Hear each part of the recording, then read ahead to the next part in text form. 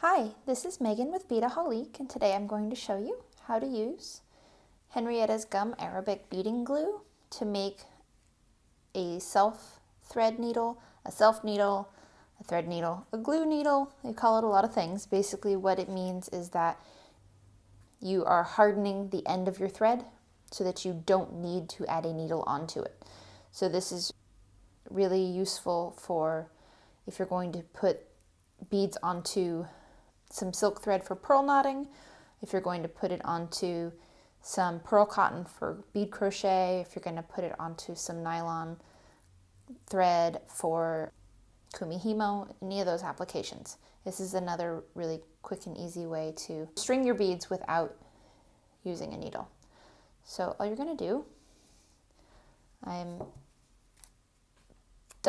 doing this on all three types because they're made out of different things, so that will help to show what kind of reaction it has on a different type of material.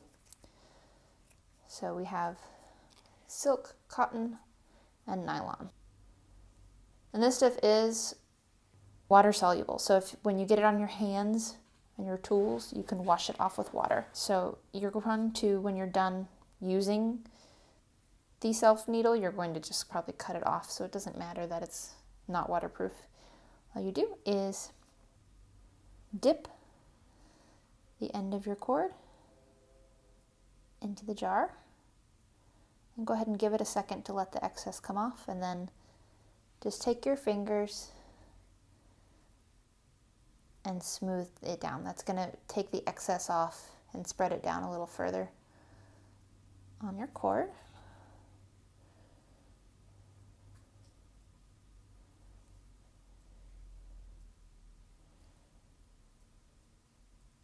And you want to give yourself at least about 1.5 inches.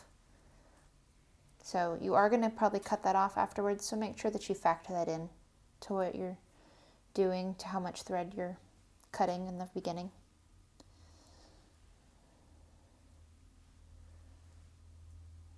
Okay. So just set them somewhere where they won't stick down on a piece of plastic or parchment or something like that. And then you're going to go ahead and let those dry all the way through.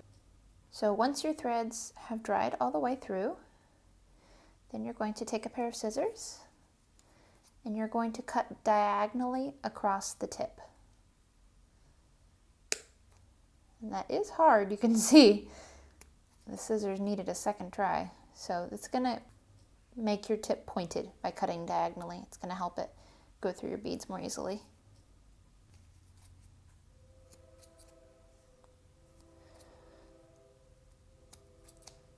So what we can see here, now that it's all the way dry, is that this S-Lon here was already pretty stiff, and it actually doesn't harden that up as much.